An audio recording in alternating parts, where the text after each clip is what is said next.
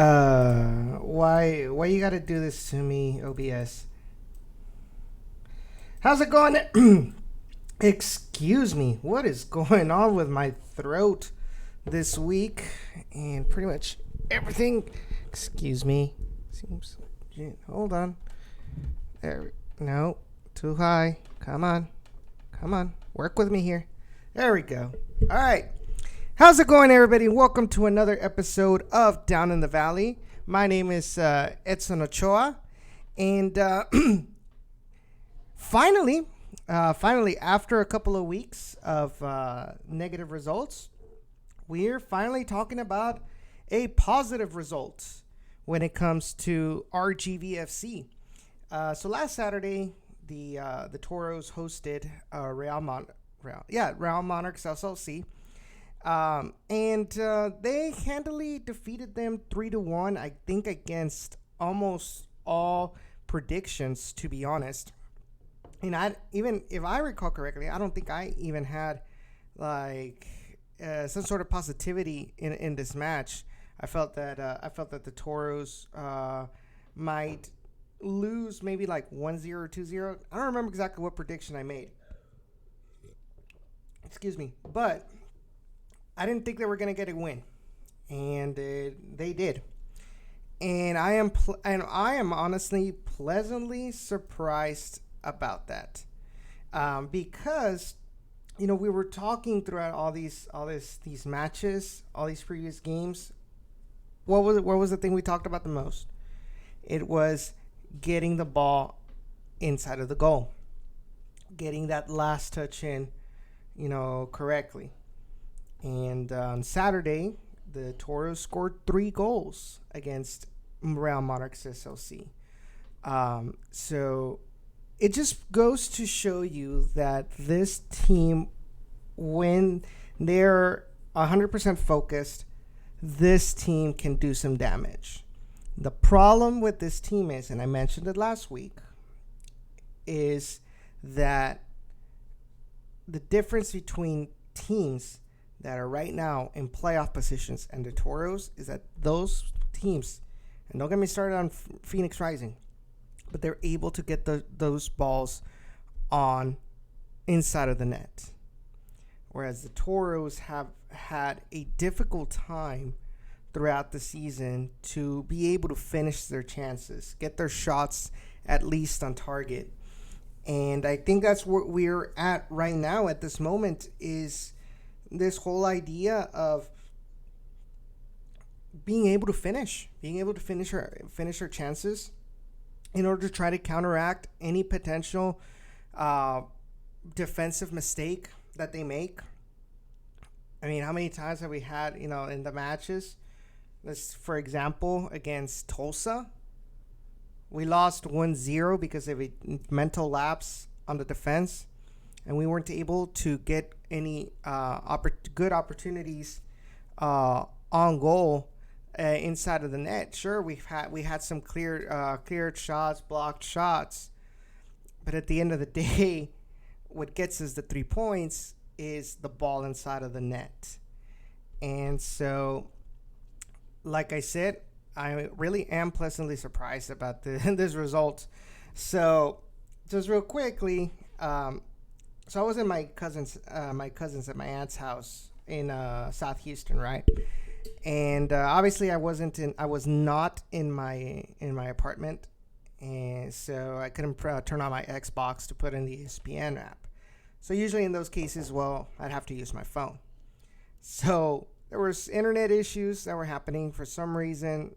The ESPN app was giving me an error whenever I tried to open up the stream, and I'm like, well, damn it! Like, I really wanted to watch the match, because it was gonna be interesting. I know the Dynamo played at the same time, but right now, honestly, it was one of those cases where I care about the Toros more, to be honest. Honestly, I care more about the Toros than I do with the Dynamo. And then the fact is, the Dynamo were losing early in the match. So this isn't gonna be great, So I was having trouble getting the stream up, and it was just give me the error, just give me the error, just give me the error. An unexpected error is not allowing us to play, something like that. And I turned off my phone, and I restarted it, and I closed down all of my apps, and I tried Wi-Fi, and I tried data.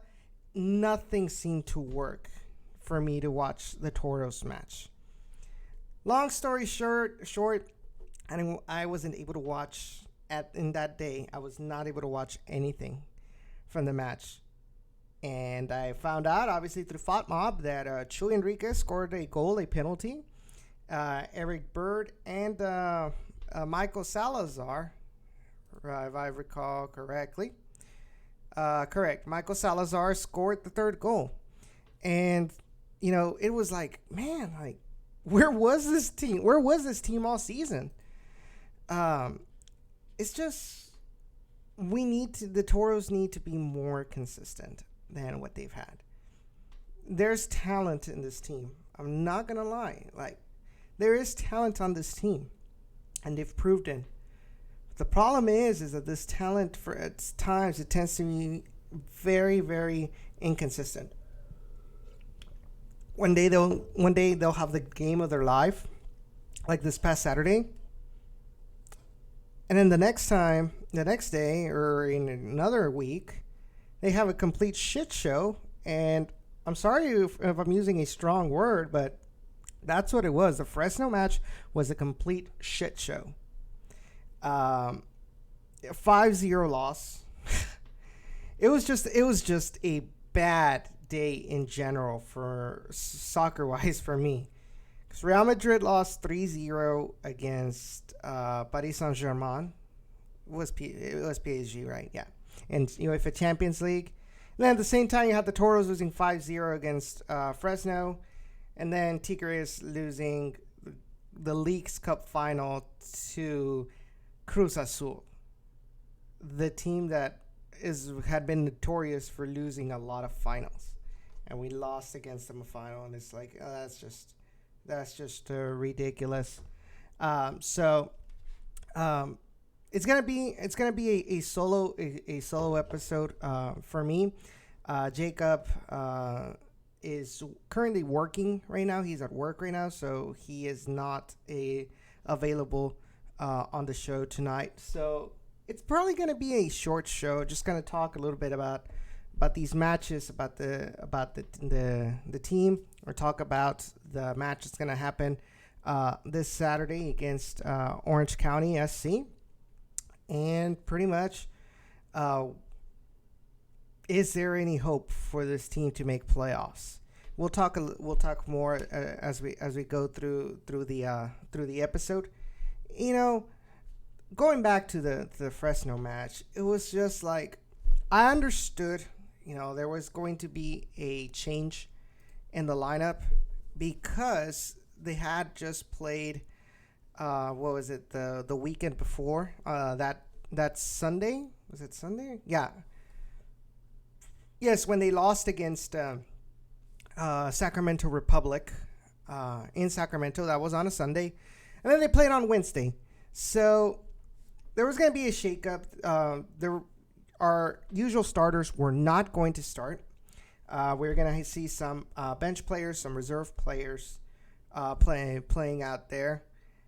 But still, it's like 5-0. And I think what kind of hurt me the most, and I don't remember if I did mention it on social media, on Twitter, it seemed like some of the players were playing like they had already tuned out for the season. They had already checked out for the season. And I think that's what kind of hurt me the most. The fact that some players it felt like they were not even trying. And that's what I think. That's why I was like kind of mad that night, and it kind of hurts. It hurts as a fan, seeing that that some players are not fighting 100% or putting 100% of their effort in the match, especially when you are in dire need of points. Case in point, Carlos Small. I mean, first of all, you know, Fresno gets a quick goal. I believe it was in the 6th minute. It was a really quick goal. You know, the teams were barely getting used to the pitch, and you look at the first goal, and right off the bat, going back with mental lapses. But let me just say, I was talking about the starting 11. So the starting 11 for that Fresno match was Nico Corti on goal, Zach Jackson, Connor Donovan, Robert Castellanos, Sam Junqua, Eric Bird, Kevin Rodriguez, Isidro Martinez, David Cabrera, Deshane Beckford, and Carlos Small. So you could see right there where you had a couple of players that usually don't make the starting 11. So, like I said, right off the bat, in the 6th minute, there is a lobbed pass. There's a lob pass by Fresno from midfield, and right off the bat, you see the mistake where Robert Castellanos already has, his man. He's already marking his man. Who was it? Jaime Chavez. So Robert Castellanos is already on Jaime Chavez. They're both going to be jumping for the ball. But yet Connor Donovan drifts towards Jaime Chavez, where you had Curtis Lawal right outside the box, no marking whatsoever. The ball lands towards Lawal.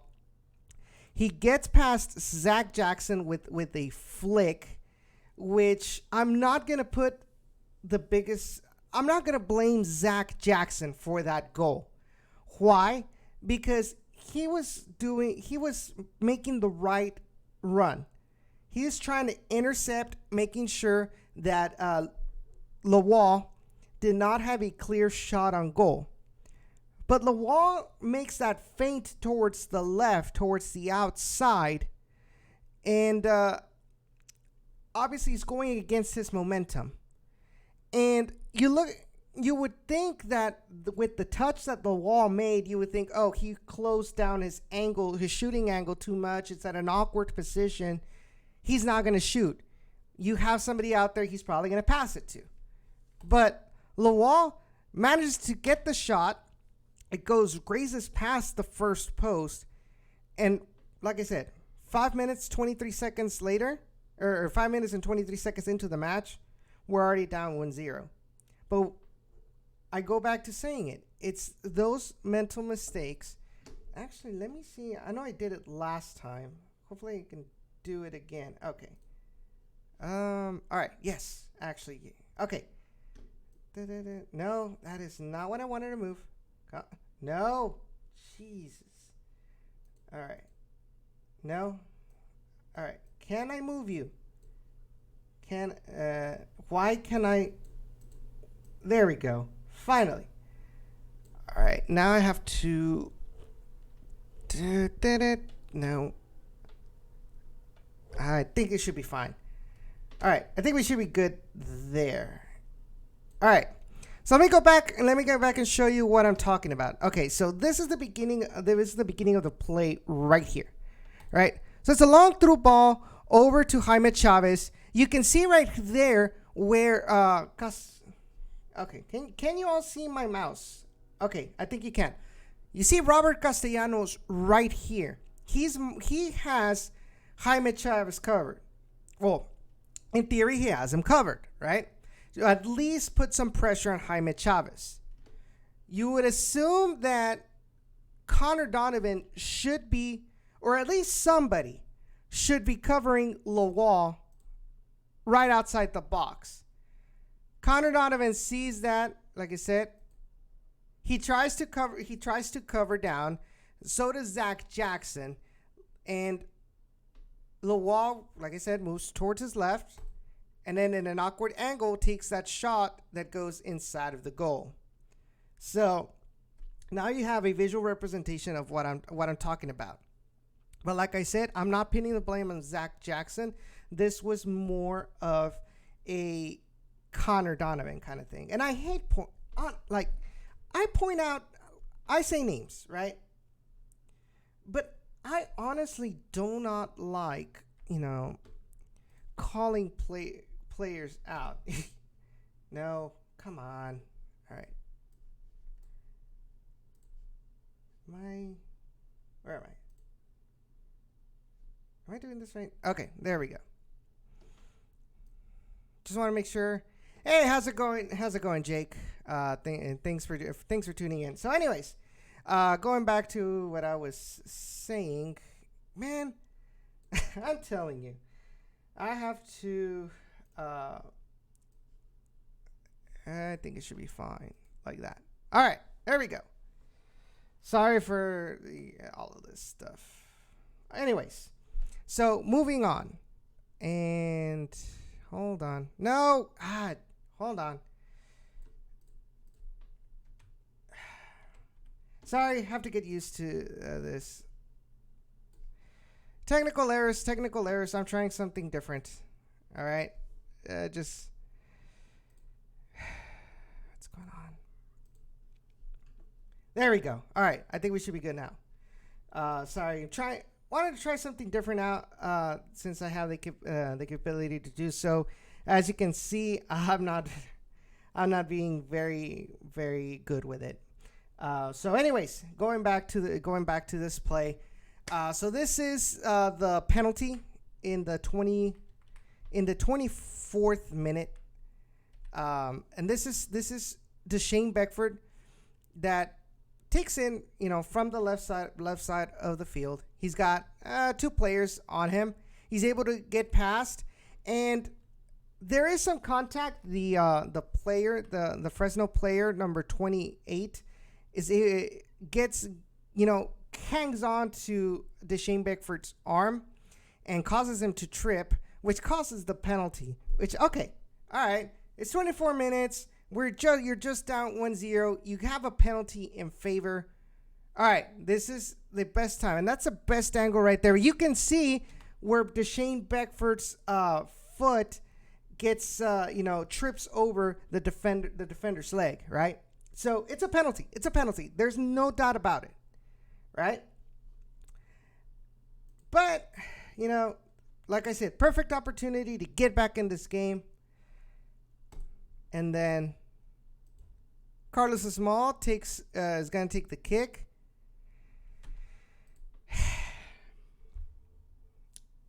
And the keeper is able to keep it out.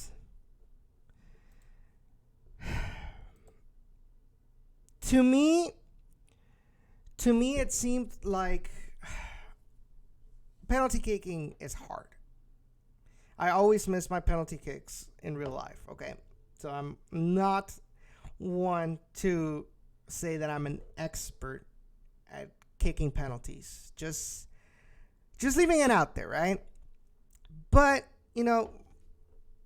there's this whole little advice in the soccer world which says that the best penalty kick is low on the ground, hard, and with accuracy. Raso, fuerte y colocado in Spanish, right? So, Calich's penalty kick fulfilled 2 of the 3. Why is that kind of penalty the best kind of penalty? Because for a keeper, it's a lot harder and it takes a lot more time to reach and to throw themselves towards ground level rather than throwing themselves at mid-level, right? So it takes a lot more effort and a lot more time to get to the ground than it does to intercept in midair, right? And obviously, you got to have accuracy. You got the best penalty, like I said, hit it really close to any of the posts on the side, because it's gonna be the longest reach for the keeper. Now, and more often than not, if you kick it well, the keeper's not gonna get to it. right? So you can see right here that Carlos Esmal's PK fulfilled 2 of the 3. But you might say, well, it does look like a hard shot. Okay, I see y'all's point. But then it leaves you to believe, did Carlos convey with his where he was looking at before shooting the penalty? Did he convey to the keeper that where he was going to take the shot? And I'm not meaning like intentional. This is now by no means a conspiracy theory or saying that Carlos is small. No. Basically is, when a player is kind of nervous or they don't have a good confidence in themselves, high confidence in themselves to get the shot, or experience even, you're gonna be making, looking at the ball, looking at the goal, looking at what direction you're gonna hit it to, and then maybe you're gonna look down again, you're gonna look back up, kind of to verify where you're gonna shoot it. Sometimes keepers, especially those that have the tendency to be PK blockers, they look for those signs in the keeper. And so maybe that's what happened in this PK. Maybe the keeper was able to tell the signs that Carlos Esmal was gonna hit the ball that way. Because, let me go back to it. Before Carlos Esmal takes the kick, the keeper was already throwing himself towards his left. And it was too late for Carlos Esmal to probably change direction at the last minute. And sometimes it ends up being worse, because instead of actually going on target, it goes off target. That's what I mean. So it's one of those things where, like, he sees it moving there, it's like, crap. So I want to hear y'all's thoughts about this. What do you guys think happened here? But but the point is, Carlos Esmal missed a great opportunity to get back in this game. I think had Carlos Esmal scored this goal, the Toros would have had a shift of momentum. The Toros would have gotten more confidence in themselves, just like they did against Sacramento. At the end they lost, yes, but at times the Toros looked very confident out there. They made Sacramento look silly. So moving on. That, like I said, missed PK. Then a couple of minutes later, the Toros concede a penalty. I think it was, like 5 minutes later, something like that? Okay, that's too much. All right, yeah. 3 minutes later, 3 minutes later, you have this play right here. Connor Donovan, like, completely runs over a Fresno FC player, gets a yellow, gets the PK called. You see Chuy Castellanos getting super mad. But it's like one of those things, like, where look at Connor Donovan. Connor Donovan is looking at the ball, see where the ball is going to be coming in through, right?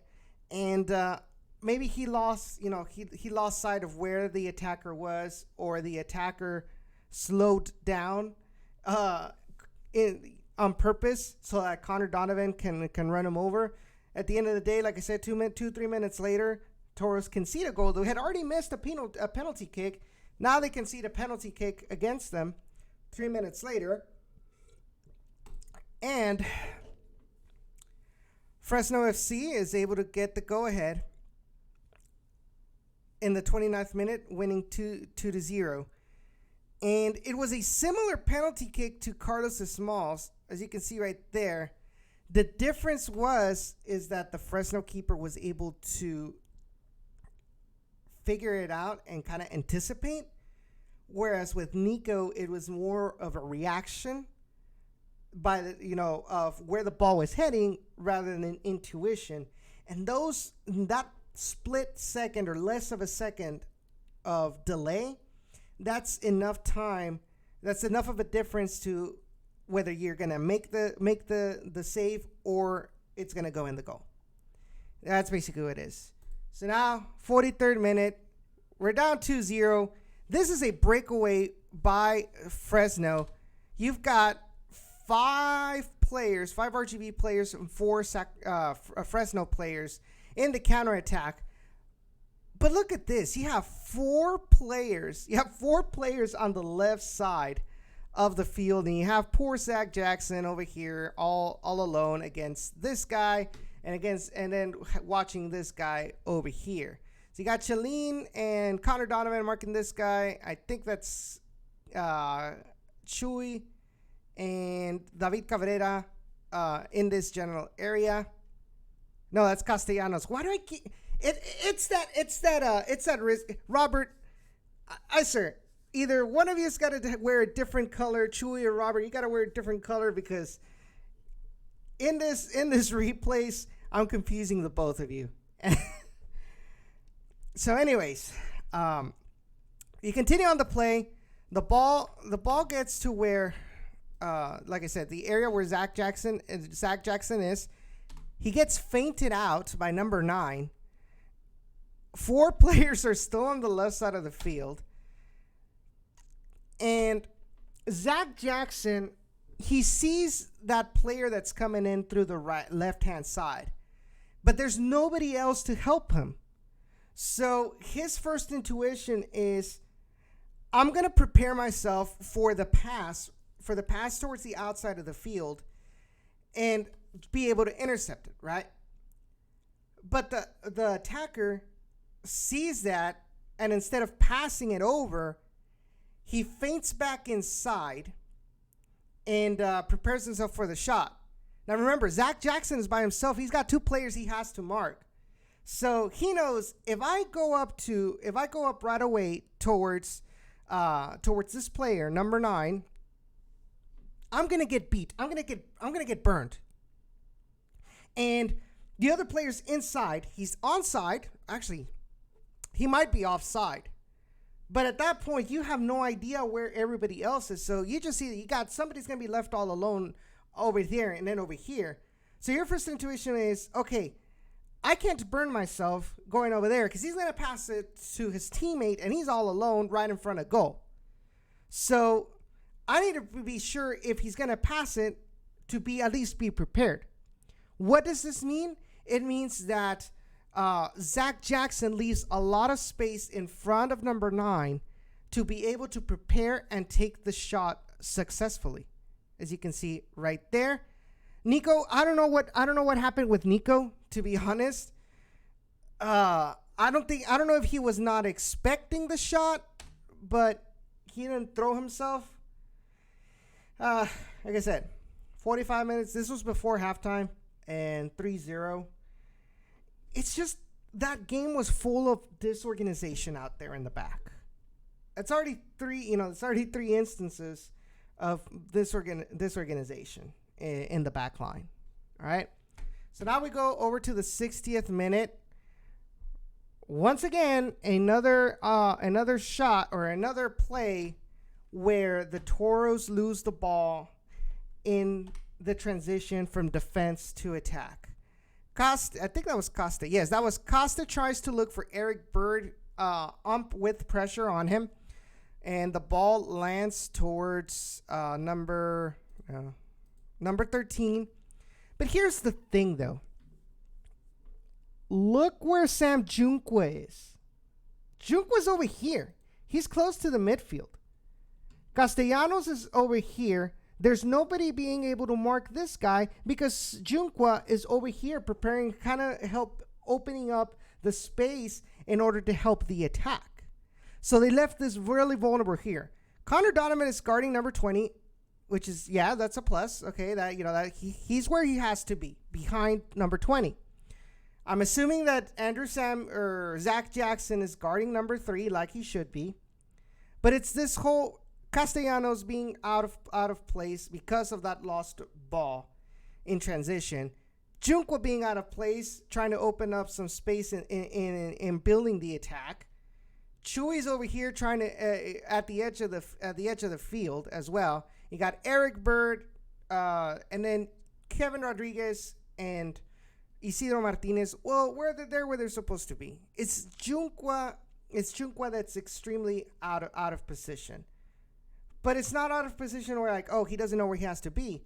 The fact of the matter is, the Toros were building an attack, and Sam Junqua serves as some sort of pressure valve to try to alleviate the pressure, opening up the spaces in order to help build the attack. You look for Junqua, you look for Bird, or you look for Chalin, you look for Chuy Enriquez, right, to help transition from defense to attack. But the bad touch that Coste gives that ball left the Toros very vulnerable. We continue the play. He takes the shot. Now this is where from the not suggestions. ¿Cómo se le llama? Anyway, keepers are told they have to guard the first post. And if a ball goes inside of the goal through the first post, that's bad positioning on the keeper. That's usually what it's told, what keepers are told, right? Following this logic, Nico Cordy got beat in his first post because the shot was kind of a close angle, and I think he was either expecting a mid-level shot, or I don't know what he was, but at the end of the day he gets beat in his first post. But I'm being too picky. I'm being too picky with this analysis, but it's barely 7:32, so gotta make the time run. So anyways, I take a quick little break in this analysis, and I want to get y'all's thoughts. I want to get y'all's thoughts on this game, on what I'm talking about. Do you guys agree with this? Do you guys not agree with this at all? Let me know in the chat. Obviously, man, I wish we had Jacob here. Anyways, actually, let me go ahead and do another.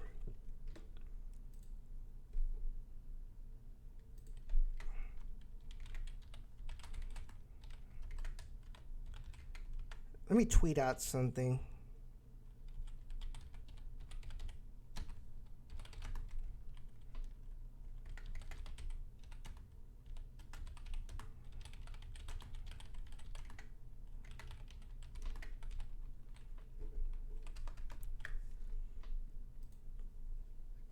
All right. I tweeted it out. Hopefully, we can get some more people in here. I know it's been kind of hectic. Like I said, yesterday was my birthday. By the way, had a great time with Jake, with Sarah, with Haley, and everybody from the Bayou City Republic. Had an awesome time. If you guys live in Houston and you've never been to a Houston Dash match, I really recommend y'all go. Really recommend y'all. The games are fun. Yes, the Dash did not make playoffs, but the games are fun. So if you guys live in the Houston area, be sure to check those out. Anyways, all right. So going back in. So this is the 63rd minute around there. You got a corner kick in favor of Fresno, and boom.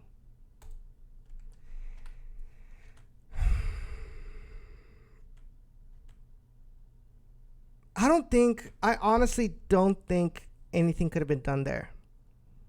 It was just a matter of quicker reaction time by number 20 compared to Eric Bird. The defensive line was able to clear it out properly. I think was that Caliche that got it out? Hold on. Yeah. No. Who got it out? Like, who cleared it? I think it was Caliche. I think Caliche did get a touch to it. And the ball lands behind this guy, so he's out of the play. And if you can see right there, you can see where number 20 reacts quicker to Eric Bird. So this is more reaction than action, which is normal in soccer. It's reaction times. Whoever reacts better, usually 9 times out of 10, will get the ball first. And number 20 he just puts the laces on it. He just puts the laces on it.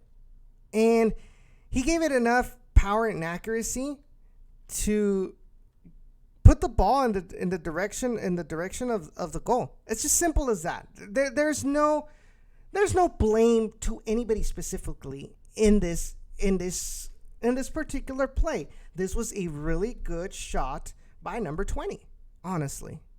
Let me get you the name because I feel it's a little bit disrespectful not giving the name. It was Curtis Lawal. And so this was, like I said, this was just a outstanding play by Fresno. There's no ifs, ands, or buts about it. So, but at the end of the day, 5-0 loss, and you're wondering, man, we're at a point where we cannot let any kind of points go home or away. And the fact is, not only did we lose, we got whooped 5-0. It's wow, it led me believe there's no way this team can make playoffs. If they're going to continue playing like that, they're not going to play playoffs. So going into this this match against Real Monarchs, I was like, man, Real Monarchs is going to take our number. Because they took our number at their home. What was it, 5-3? So I think they're going to take... And the fact is, the Toros are coming in with such a negative momentum. And their confidence was probably down.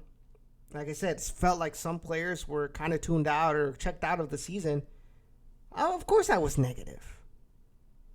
So, and then you see the final score of 3-1. And you're like, holy crap, where was this team against Fresno? Where was this team throughout the season? It's like you went up against you hosted third place Real Monarchs, and you made them look like fools. Where have you been, Toros? So, going into this match, like I said, the Toros really looked good out there. At times they controlled what they needed to control in this match. The times that they needed to control, they were able to maintain their momentum. The Toros had opportunities on goal. They had they had shots on target, honestly.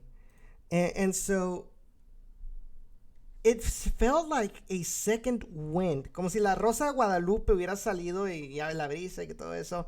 It gave them like a second wind. Like when I watched the archive of this stream, like I said, I wasn't able to see it live.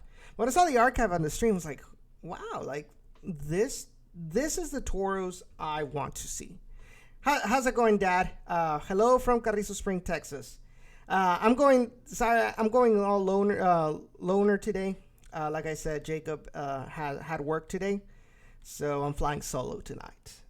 Doing some in-depth analysis. Well, not that in-depth. I'm no expert, but just what I'm seeing. So, if you guys have any concerns, complaints, you can go ahead and put it in a little ball. You can throw it in the trash. No, I'm just kidding. No, I'm up for debate as long as it's civil. If you guys don't agree, let me know on social media, but be civil about it. I'm tired. I am tired of negativity from mostly from the dynamo aspect. There's been a lot of negativity that, that's not the way it is. That's not the way it goes. You be civil about it. Respect everybody's got different opinions. And that's the beauty about soccer. Not everybody views it the same way. But the question is, can you respect what other people's viewpoints on the beautiful game? When you don't, that's when fights start. That's where arguments start. That's where you start, que blah, blah, blah, que la tuya, que no sé qué. Why? Why do we need that? Why do we need that negativity? Why do we need that divide between the fan base? We don't we don't need that.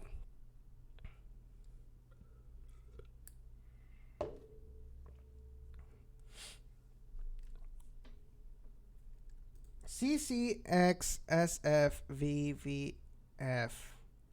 I have no idea what you're what that means. Explain it to me. Anyways, let me put back the. All right. Oh no! Excuse me, guys.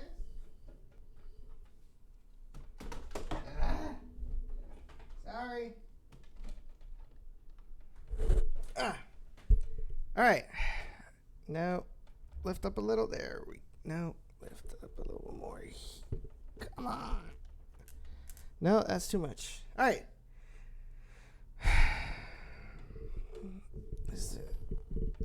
Jeez.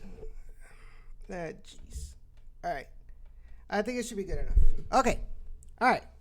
So this is Rio Grande Valley versus Salt Lake City Real Monarchs. So this is the penalty, if I'm not mistaken. So this is in the 30th minute. Got Chuy Enriquez inside the box, passes the ball back towards Eric Bird, flips it over to Chalin to Nico Lemoyne. Nico Lemoyne gets pushed in the back, and that is a penalty in my eyes. There is no doubt about it. Here is a Compa Chuy, takes the penalty. It was kind of risky, to be honest, going through the middle. But he was able to sneak it past, and that was the first goal of the night. So interesting statistic. You can see it right there. The Toros, when they score first, are 7-1-0. 7 wins, 1 draw, I think it's 1 draw and 0 losses. No, they lost. That's a loss. So 7 wins and 1 loss because Sacramento, they scored first and they lost at the end. So 7 wins, 1 loss for the Toros when they scored first. Or is it just at home? But anyways, I think it's just at home. Because that's a few. I think that is just at home. So anyways, where is it in total? Because I don't think it's been much where the Toros scored first. No, you're right. I think I might be overall. So that one is the Sacramento match. So anyways, you got the 41st minute. You got interception. No, they get it back. What a save by Michael Nelson. I said it before. Michael Nelson is an acrobatic keeper. He's a keeper that can make some outstanding saves, up in the air with his reactions and things like that. So he is a good prospect for the future of the Dynamo goal. Oh, this was a kind of, there we go. Another opportunity that Michael Nelson is able to get a touch to it and sent the ball over towards the post. It was a really good shot. And had Michael Nelson and I gotten in touch, that was going in. So this is the 54th minute. Michael Salazar looked like a completely rejuvenated Michael Salazar, to be honest. Like, this is the Michael Salazar that played for the Toros before he went to Houston. It's like, I'm glad to have you back, Michael Salazar. It's like, this is the Salazar we've been wanting to see. A Salazar that is very proactive, that is able to take on attackers, and more importantly, a tactic where the team did not deal with. Sorry, I wrote it by itself of playing at HEV. Seems legit. Yeah, kind of like Nahuel, except without the arrogance. But yeah, Nahuel is a very acrobatic keeper. Michael Nelson is an acrobatic keeper as well. The problem is sometimes his positioning fails him, and sometimes he makes up for it with his reflexes, but other times his reflexes really isn't enough to warrant for that lack of positioning per se. And anyways, going back, like I said, this is the Michael Salazar we've been wanting to see. This is the rejuvenated Michael Salazar, the RGV Salazar, and it's good to see that he took on attackers. And going back with the tactic, there was so many times where they were just, it's like in FIFA. I don't know if you guys played FIFA, the video game, where you're just spamming lob through balls or long passes, just to see, like, okay, let's hope that Michael Salazar can get to it and outmuscle the defense.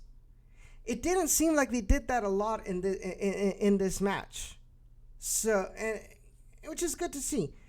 When they tried to do those long passes, Michael Salazar was very isolated, and you would have like 2, maybe 3 defenders on him. He wasn't able to do much.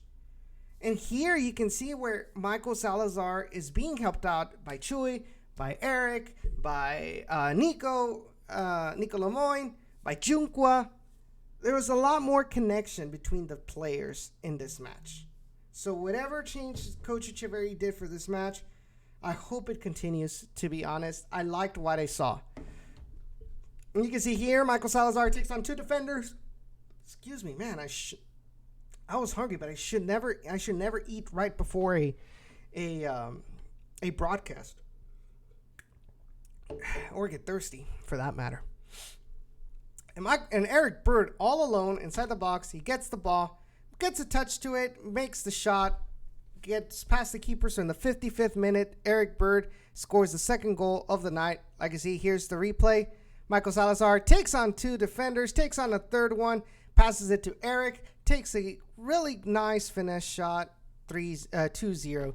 This is the 64th minute interception by none other than Isidro Martinez. Gets the ball over to Chuy Enriquez, back to Isidro, takes a bicycle kick, and it hits the post. This is why Isidro Martinez, and I know he mentioned it to me, that Isidro said he didn't expect to be a starter so quickly out of college. But this is why he's a starter.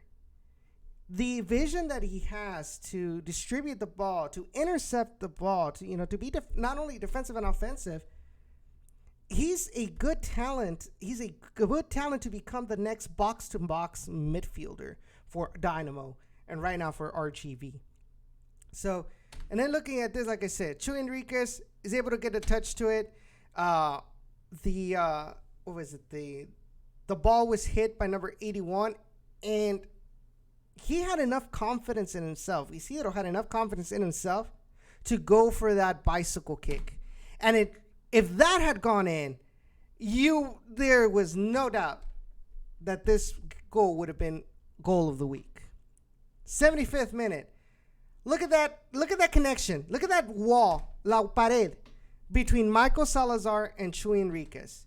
Puts him 1-on-1 against the keeper. And unlike against Sacramento, Michael Salazar slots it in this match, and it gives a 3-0 lead for the Toros. 80th minute, the Monarchs get one back after a free kick opportunity. Looking at this, they lost their mark, and they lost their man. Look at this guy, the guy who scores the goal. There was nobody marking him. And the ball lands to him right in front of Michael Nelson. And there was no reflexes that Michael Nelson could have mustered to be able to block that. It was just bad defending on the set piece by the Toros. But at the end of the day, it was 3-1. But it's one of those things that the Toros have kind of struggled throughout the season. It's been defending set pieces. So obviously, yes, we won 3-1, but we have to say this. Like we have to. That's what we're seeing from it. Is some sort of mental lapses that kept the Toros from getting the shutout against Real Monarchs. Still a decent enough result. So with this results, attendance 4,037. At least it's not in the 3,000s, but it's like less than half the stadium. It's okay, little by little. We'll gotta take baby steps. They'll be back eventually. But the Toros need to be more consistent, need to get more results. And maybe people would be more eager to go to HB Park and see the Toros. So anyways, statistics for this match. So in general, Real Monarchs had more possession. But like we said many times, even when it was a positive possession for the Toros, possession doesn't mean a thing if you don't put the ball inside the net. It's just as simple as that. Aerial duels won 60% to 40%. 60% for the Toros. 10 interceptions, 12 interceptions. Distribution, passing accuracy 85.4% for the Toros, 88.4% for Real Monarchs. Crossing accuracy 20% to 16.7% for Real Monarchs. Shots, 7 shots for the Toros, 13 shots for Real Monarchs. But 4 of those shots were on target for the Toros. Only 3 of those 13 shots were on target for Real Monarchs. And then you got 2 blocked shots by the Toros, 6 blocked shots by Real Monarchs. And I'll put in the interview that our friend Ray Silva from South Texas Border Sports had with Coach Echeverry and, of course, Connor Donovan talking about this and the coming match against Sunday. 2 shots from outside the box, 8 shots from outside the box for Real Monarchs. Inside the box, 5 and 5. Shooting accuracy, 57.1% for the Toros, 23.1% for Real Monarchs. And defense, it was 15 clearances by the Toros, which means for most of the match they were on point. And as far as discipline, really nobody cares about discipline. Okay, so what are the standings? Okay, there we go. Why can't I think of standings correctly? All right. So with these 2 results, the standings currently are, and other surprising results like that that win by what's their face Tulsa over San Antonio, 4-3 win. That was surprising. So anyways, you have Phoenix Rising in first place, who took an L against Fresno after what, 20 wins in a row. They finally lose against Fresno. But they have 71 points, so they have a huge buffer.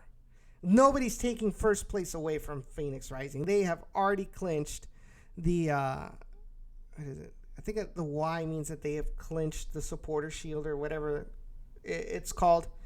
In the USL, second place, already clinched playoffs. Fresno FC with 56 points. Followed in third place by Reno 1868, who have also clinched playoffs with 53 points. In fourth place, you have this Saturday's rivals, Orange County SC, 45 points. They're coming in from a 5-win streak. The last 5 games have been all wins. So Orange County is on fire. This is going to be make it or break it for the Toros. This is going to be another one of those games where the Toros have something to prove. If they can beat Orange County, then it really means that, hey, there might be something we can salvage. Because let's not forget, mathematically, we're still in this. We can still make playoffs. We have not been eliminated per se, just like Colorado and Tacoma. Then you have Sacramento Republic in 5th place, 44 points. Real Monarchs SLC dropped down to 6th with 43 points. Then you got Austin Bold in 7th, 43 points as well. New Mexico United with 40 points. LA Galaxy 2 with 40 points as well. That is really surprising, seeing LA Galaxy 2 make playoffs. Usually they would always be like in last place, but I think LA Galaxy 2 kind of turned it around for this season. And then in 10th place with the last position in playoffs Because remember, it's 10 teams that make it to playoffs. El Paso Locomotive with 39 points. Toros have only 31 points. They're 8 points away from making playoffs. 11th, you have San Antonio with 38, right outside. Portland Timbers 2 with 38. OKC Energy with 38. Las Vegas Lights with 35. And Rio Grande Valley FC with 31. Tulsa Roughnecks with 30. Colorado Springs already eliminated, 23 points. Tacoma Defiance already eliminated, 20 points. So what does this mean? Well, number one, we got to look forward. Number one, you've got Orange County coming up. Like I said, it's a really, really tough team. 5 wins in a row so far. Their actual streak, like their true streak, there's 6 wins in a row. So it's 6 wins in a row for Orange County SC. Now, however, they are 4-5-5 on the road. So that might be a glimpse of hope for the Toros. Looking back at their last 5. They won 3-1 at home against Real Monarchs, won 2-0 away against New Mexico United, 2-1 win against Portland Timbers 2 at Portland, defeated El Paso Locomotive at home, and then defeated Tulsa Roughnecks 1-0 in Tulsa. So, yeah, I take that back. That's 3 straight wins on the road for Orange County SC. Ay, mamita querida. This is going to be extremely, extremely challenging. So, Orange County SC, who do we got to look for? As always, you have to look out for, you got Michael Seaton, which I believe, well, let me look at what Carson tweeted out, because he posted his article yesterday where he talked about this match, what we'd look forward to, and I believe he mentioned something about one of their main players is going to be out. All right, here we go. One of the players is out for an injury, I believe. All right. Now listed as the number 1 team in the USL Championship Power Rankings, OCSC have won 6 straight matches. The club is solid on both sides of the pitch, top half in the league in goals scored, and allowing the 13th fewest goals. Last week, they snuck past Tulsa on the road. Michael Seaton and Darwin Jones, the number 1 and number 2, have both scored double-digit goals for Orange County this season. Thankfully for RGV, Aiden Quinn will be suspended for this match due to yellow card accumulation, their third most goal scorer with 7. The midfielder has tallied 7 goals and 5 assists. Behind him in the spine of the team, Walker Hume leads the club in clearances and aerial duels, 1 and is second in passes. So their main assister is Harry Forrester. So they still have a decent, even without Aiden Quinn, they still have a decent roster to sneak out a win at HB Park. Clean sheets, Frederick Dew has 4, Aaron Cervantes has 3, Patrick McLean has 3. All right, what else? What else you guys want to talk about? All right, let me go ahead and put the interview, and we'll start with Coach Echeverry first. All right, South Texas Border Sports. All right.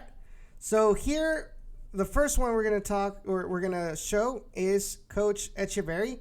Thank you, Ray, for this. All right. Let me go ahead and set this up. And allow it to be viewed right here. I got to move the webcam right there. All right. Here is Coach Echeverry. All right, Coach. Orange County. It's been a while since you've last seen them. What have you seen from them from the last time we faced them out there on the road? Well, the last 6 games have been really, really good. Obviously, winning home and away. It's been they're a very difficult team to play against. With Jones and Seaman up front, it's just a tandem. Unfortunately for them, Quinn's not available, but he's a guy who makes everything happen in the middle for them.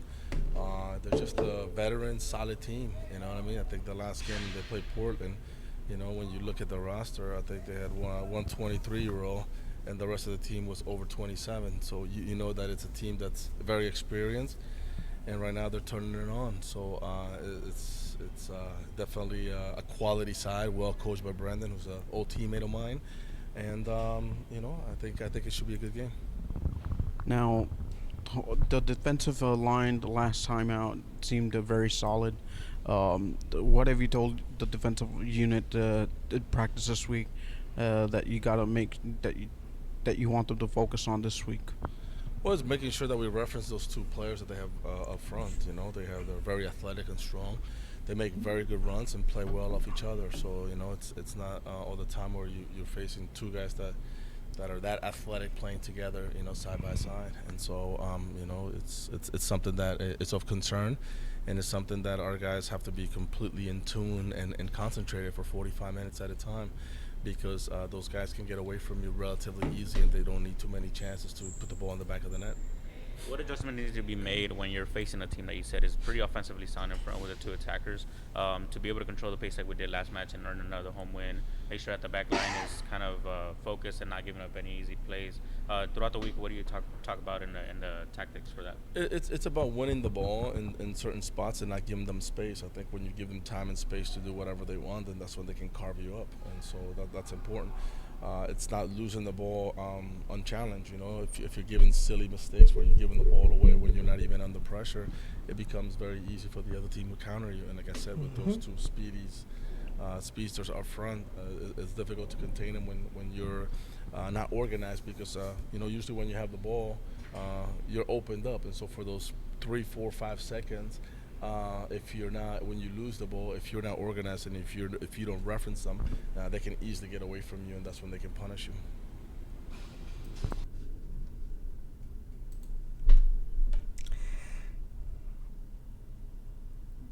Did I not just mention that about, you know, we've pointed it out in the last couple of matches about losing the ball in transition, being out of place for the counter. We've gave up a lot of goals because of that, and other close calls because of those kind of mistakes in transition, as well as not being able to deal with speed effectively. So now let's go ahead and listen to what Connor Donovan told Ray Silva today after practice. Connor Donovan, another home game against Orange County. It's a team that you guys haven't seen in quite some time. What has Coach told you in the build-up to this game? Well, I mean, for us, it's like I said before, we're just starting to focus on us, and obviously a big result last week. We're taking it game by game, but yeah, I mean, they're an experienced team with some athletic and very dangerous forwards, so we're obviously starting to look into them a little bit more and starting to figure out the style of play that they want to play and maybe how different it'll be at our home field. Defensively, it seems like you guys were on point versus Real Monarchs, and it just seems like if it wasn't you taking the deflection or some of the other teammates, what's that been like this week? Yeah, I mean, after getting beat the way we did against Fresno, I think a lot of guys took it personally and took it as a challenge to step up, and especially in front of our fans to get a result and also put on a good performance, a complete performance for 90 minutes. And unfortunately, we get the shutout, but I mean, I think we did a solid job, and if we could continue to do that, I think good things could happen. Talk about the importance of controlling the tempo once again against a top 5 team like we did last week. We were able to take the lead early and control the game for the rest of the game, get a win. How important is that going to be throughout the match coming up? Yeah, I think at home, especially with the size of our field, if we can knock the ball around and just move it well and have guys like Cello get on the ball and try to just dictate the pace, I think that's going to be big for us, especially against a team with a lot of experience in Orange County. Yep.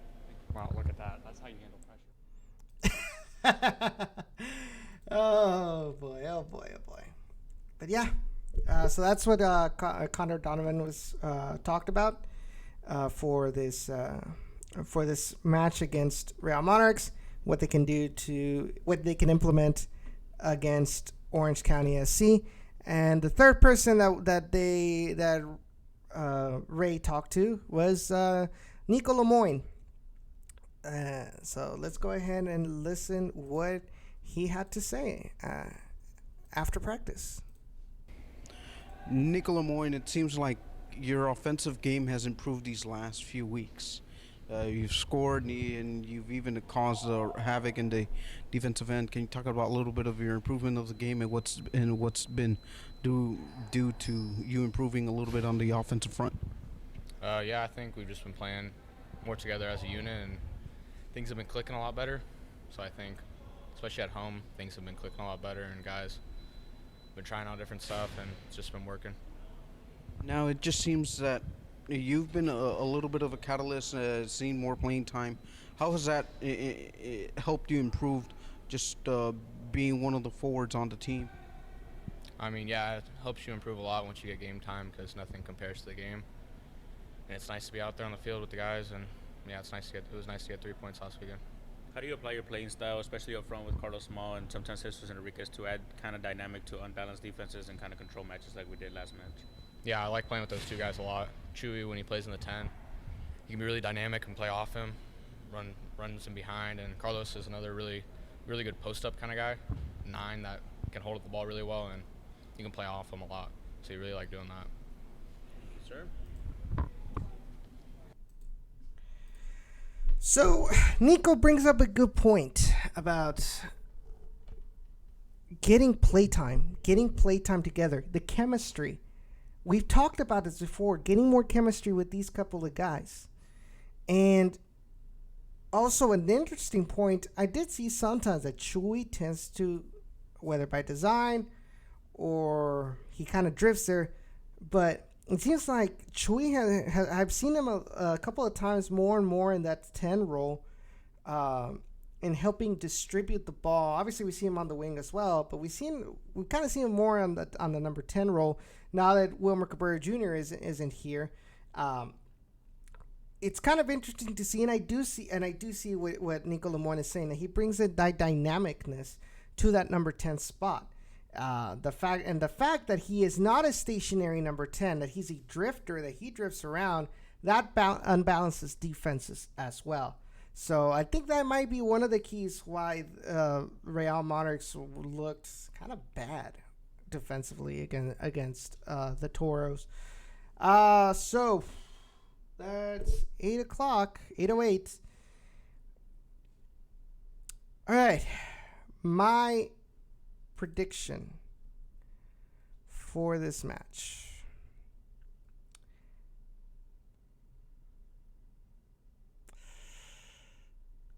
A 2-1 loss.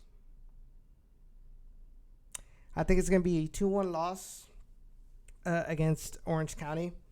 I think I'm putting in a lot of respect for what Orange County brings to the table, what they've been doing so far. 6 wins in a row. It's not easy. Just, it's no 20 wins in a row like Phoenix Rising. But how many teams can you say can get 6 wins in a row in any league? Well, except for Barcelona, Real Madrid. But, what? And mostly Barcelona and maybe Manchester City. But in MLS, LAFC? But they tend to be the outliers. It's not the norm. So getting 6 wins in a row, it's something special. Obviously, that means the more it happens, the closer it is to being broken. So I think if they play defensively as well as they have, I think they have an opportunity to stop Real Monarchs. But my gut feeling says it's going to be a 2-1 loss. Sorry, guys. I love you all so much, but it's my gut speaking. Now, bold prediction. This is my heart speaking. I think we're going to get a 3-0.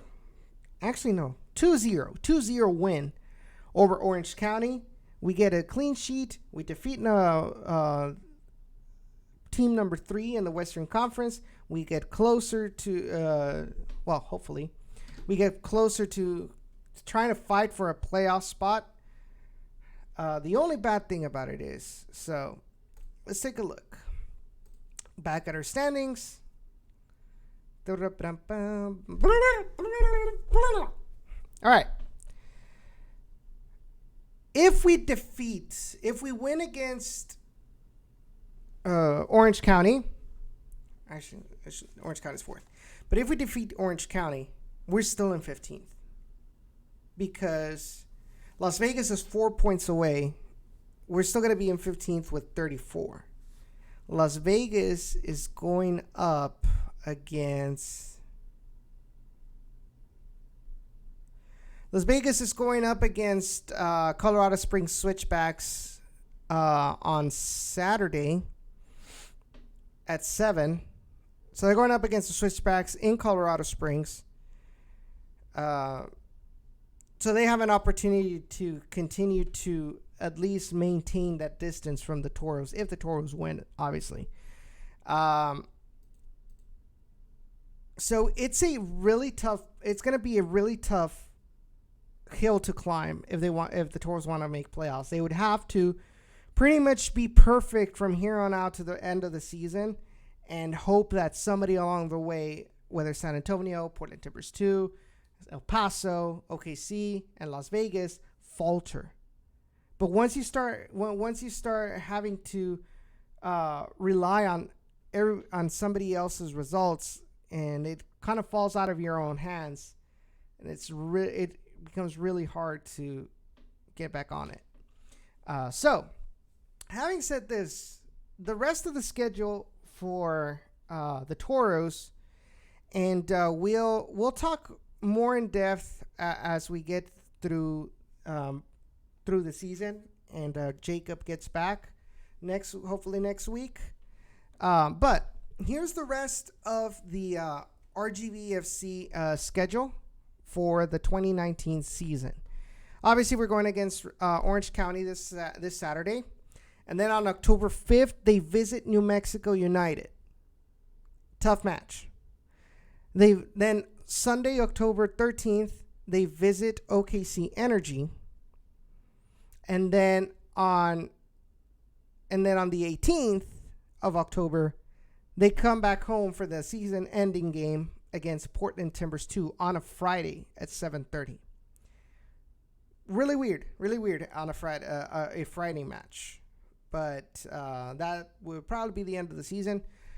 So what does this mean? You go back into the standings. We are 8 points. Like I said, we are 8 points. Open the link in the new tab.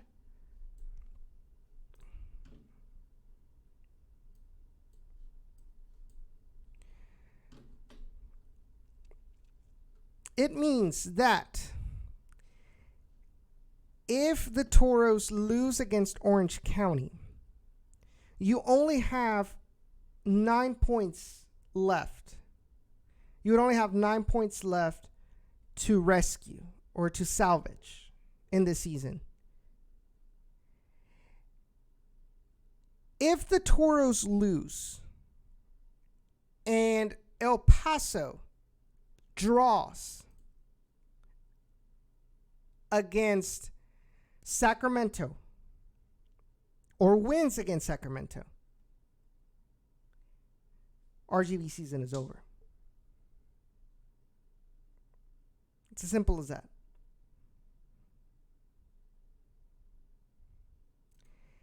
If RGV ties, if they draw, they go up to 32 points, which means that El Paso cannot go past 41. So if they defeat Sacramento in Sacramento, they're out.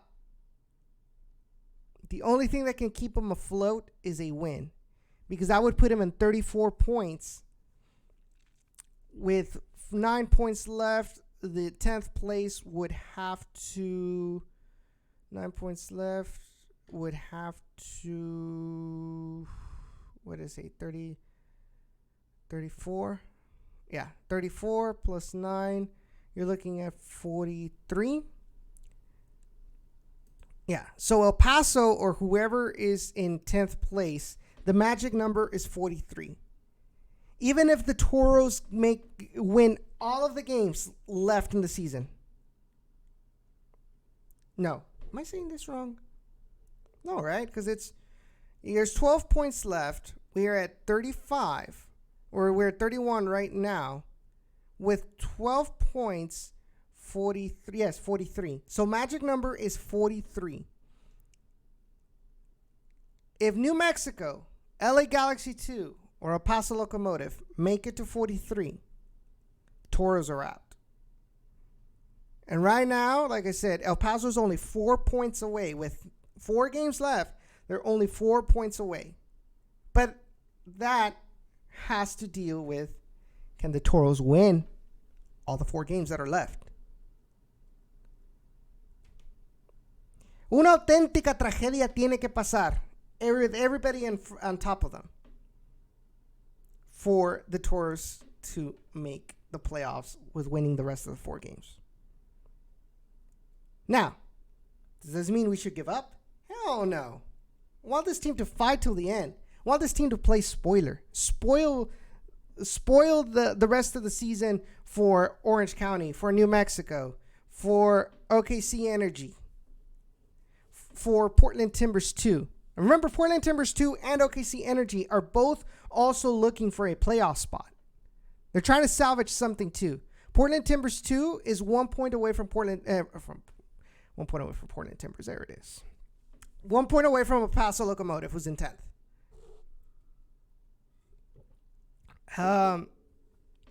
OKC Energy as well. They're both 1 point away. So they're on the lookout. They're on the lookout to salvage a playoff spot. So if the Toros can defeat them, they'll play spoiler for them. They might probably make them lose their ability to make it to the playoffs. And New Mexico United, they're on the fringe. They're only 1 point away from 10th place. They're at 40 points. El Paso has 39. So out of the 4 that are left, you have the opportunity to spoil playoff capabilities for 3 of those teams: New Mexico, OKC Energy, and Portland Timbers 2. So we need to make the most of it. We need to prove why these players should stay for next season. Prove to Matt Jordan why you want to stay with the Toros, or at least stay in the USL Championship. That way, another team, in case the Dynamo says, "No, you know what? You don't need you." Another team right away come, okay, I want this guy because he looks good. But if we're being realists, we're not making playoffs. But we're gonna fight till the end. Like I said, we're gonna play spoiler, and do it for the crest more than anything. Win for this crest. Prove something to not to the fans. Prove something to yourself. Prove that you can be competitive in USL Championship. And that's all that I ask. That's all that I ask. Sure, we would have loved to make it to playoffs, but it's just something that needs to be built. We keep on building up. I just hope, the only thing right now that I just hope right now is that hopefully we don't make less points this season that we did last season. That's all I ask. I think last season we ended up with 38 points or something like that. And right now we're at 31. It just shows a little bit of regression. Play style, it looked like they're better than last season overall. But it's those defensive mistakes. It's those mental lapses that we keep on talking about. It's that, changing of the lineups by the Dynamo that came to bite us in the butt at the end of the season. I mean, I really want this team to make it to playoffs like they did in 2016. But I just don't know if what the Dynamo are doing is enough. And if that's the case, then I think we just have to deal with the fact that we are a farm team for the Dynamo. And support these players. These players want a future in soccer. At the end of the day, they're wearing our shirts. They're playing for the crest. We gotta support them. Sure, we can point out what they're doing wrong, but support in the fact that hey, we appreciate your efforts out there. And you appreciate that you're hauling ass out there. And we really appreciate it. If you're putting it out there. Now, if you're just there wandering on the field doing nothing, then yes, the fans are going to go after you. And you're going to have to deal with it. Luis Garcia, ex-Mexican national team player and current narrator for, or commentator for TV Azteca, along with Cristian Martinoli, which I know a lot of people hate because they're very blunt, but that's a different story. Both of them are my idols. They're my. That's what I look up to. That's how I try to emulate. But he said in Spanish, obviously, dijo, si tú te partiste la madre dentro de la cancha, no necesitas que pedir perdón. If you put in 100% of your energy, of your efforts, or more than 100% in the field, and things don't go well, there's no need for you to say sorry. Si no te partiste la madre, no tienes perdón. If you're not putting in the 100% of your effort, if you're just being lazy, then you don't deserve to be forgiven. That's what Luis Garcia said after that Mexico lost 7-0 against Chile. And that's the way I think people need to see their everyday lives. Not only the players of a team, but also us in our general lives, in our work, everything that we do. If you don't put in 100% of your efforts, and then we cannot complain. Obviously, bringing in myself, because I'm guilty of it too. We all are guilty one way or another of not putting in 100% of our efforts. But if we are not putting in 100% of the efforts, and we're not getting the results we want, then who's to blame? Fortune? No, us. God? No, us. It's our blame for not putting everything that we know we can do into whatever we're doing. Now, if you put in everything, you put in all of your efforts, and you still failed, okay, maybe it wasn't for you.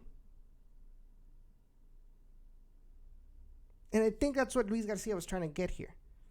This doesn't apply just for the players. This isn't just give us an excuse to bash the players like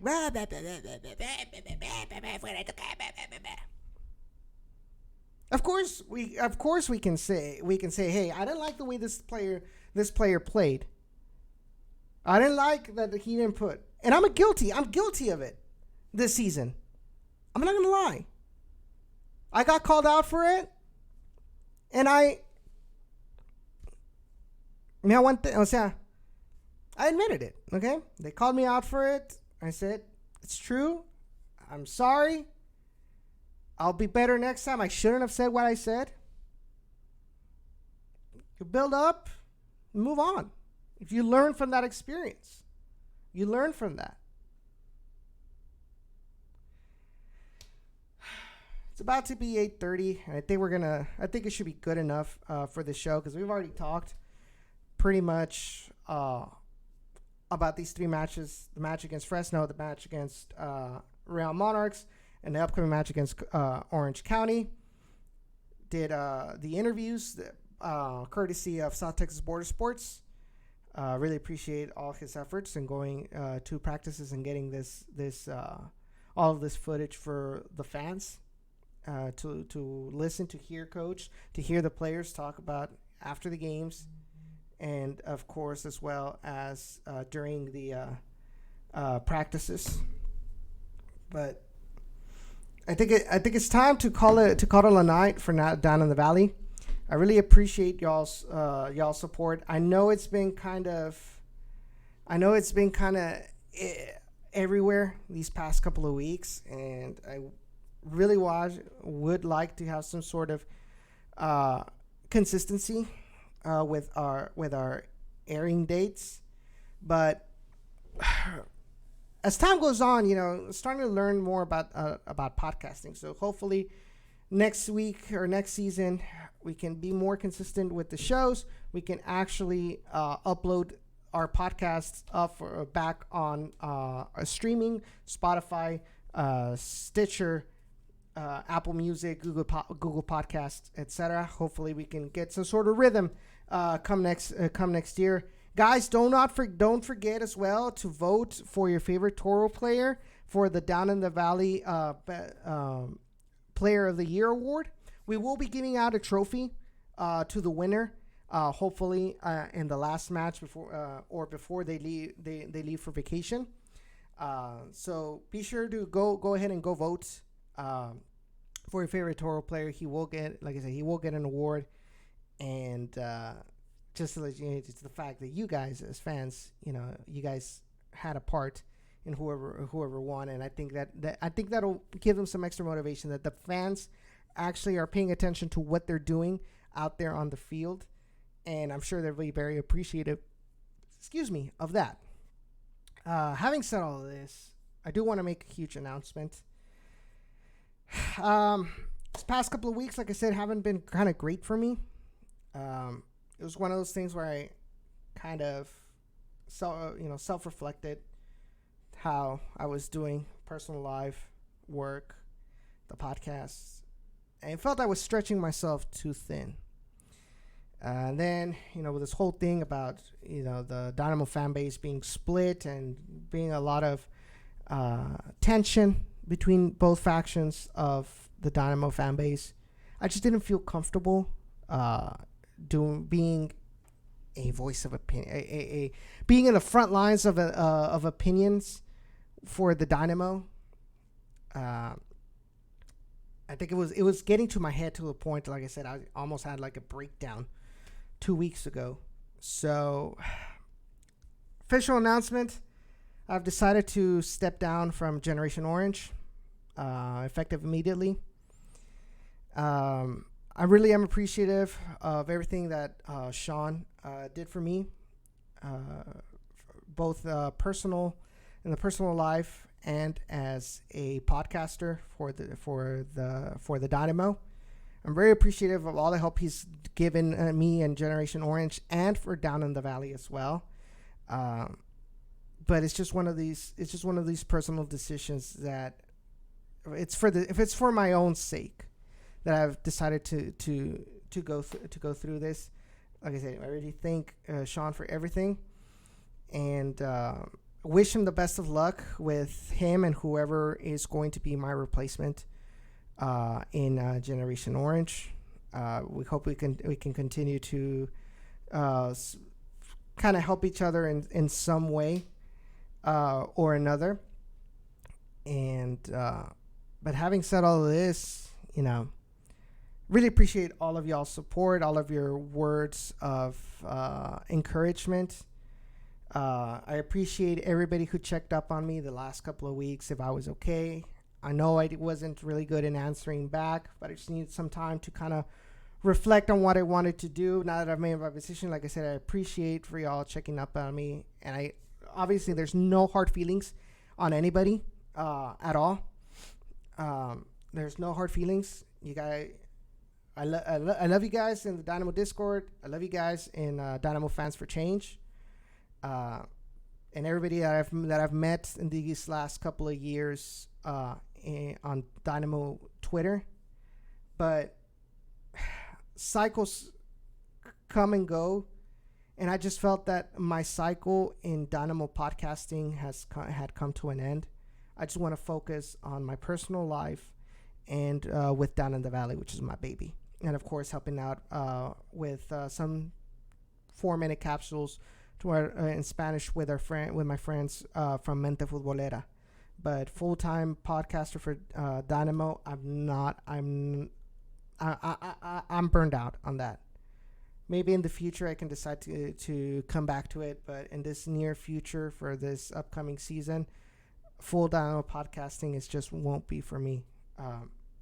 I want to focus on helping the Toros, helping Down in the Valley grow, and get more people out there in the stands and help the team out as much as I can, like I've been doing. Like me and Jacob and Ray and Cesar have been trying to do this last couple of years. So I appreciate everybody. Thank you all. Those who wished me a happy birthday yesterday as well. Really appreciate it with the bottom of my heart. It's a tough decision, but it's a decision that I had to take. So hopefully we'll see you all next week at 7 p.m. Here in the Down in the Valley channel. And we'll see you. Hopefully we can get a win this Saturday. We'll see you all in the next one. Take care.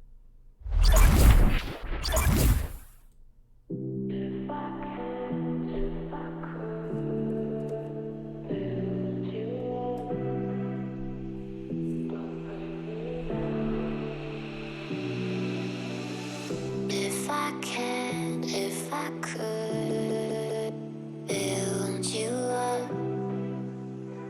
don't bring me down, bring me down. If I fall, then would you lift me up?